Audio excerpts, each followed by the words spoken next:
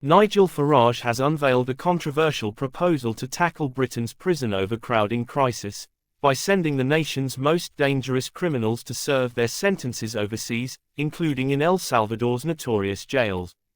The Reform UK leader is pushing for the government to rent prison space abroad to house more than 10,000 serious offenders, such as murderers and paedophiles.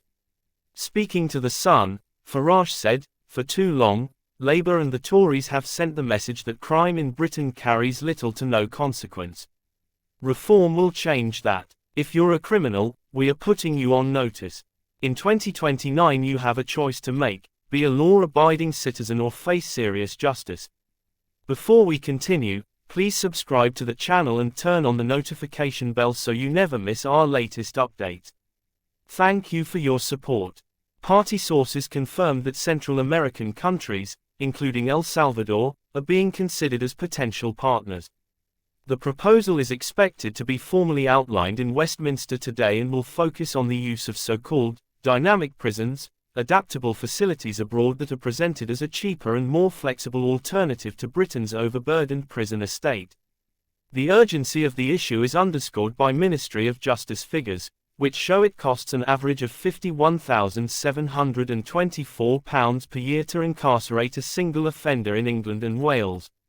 The prison population stood at 87,334 last month, just 2,239 below maximum capacity. In recent years, thousands of inmates have been released early in a bid to prevent the system from collapsing altogether. Justice Secretary Shabana Mahmood has come under fire in recent weeks for proposals that would allow some offenders to avoid Crown Court trials and criminal records by choosing community service or rehabilitation. Other measures under review include boosting sentence reductions for early guilty pleas from 1/3 to 40%, further fueling public concern. Reform MP and former magistrate Sarah Pochan strongly backed Farage's plan, stressing that sending criminals abroad would not only cut costs for taxpayers but also impose tougher conditions on offenders. The cost to the British taxpayer of prison places is currently estimated at over £50,000 per year and rising, she said.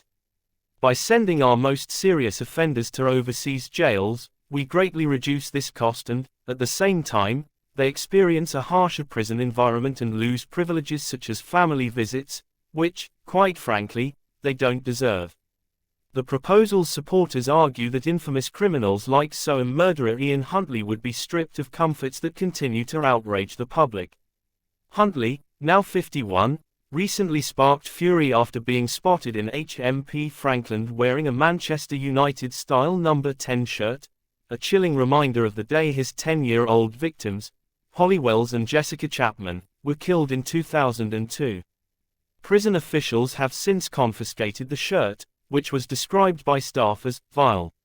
Farage's plan draws comparisons to international precedents, such as Denmark's £173 million deal with Kosovo to lease 300 cells in a renovated facility near Geelan for foreign nationals awaiting deportation. However, Reform insists its vision would be far more ambitious, targeting the UK's most dangerous offenders. Labour has dismissed the proposal as unworkable. A government spokesperson said, "This is more fantasy thinking from Farage, who has once again dreamed up a policy that just doesn't add up." While he peddles pie-in-the-sky schemes, this government is building prisons right here in Britain, with 2,400 new cells already opened as part of the biggest jail expansion in over a century. The plan is expected to intensify political debate over how Britain can address its prison crisis, and whether outsourcing justice abroad is a viable solution. Thanks for watching. Don't forget to subscribe, like, share, and leave your thoughts in the comments. Your support means a lot.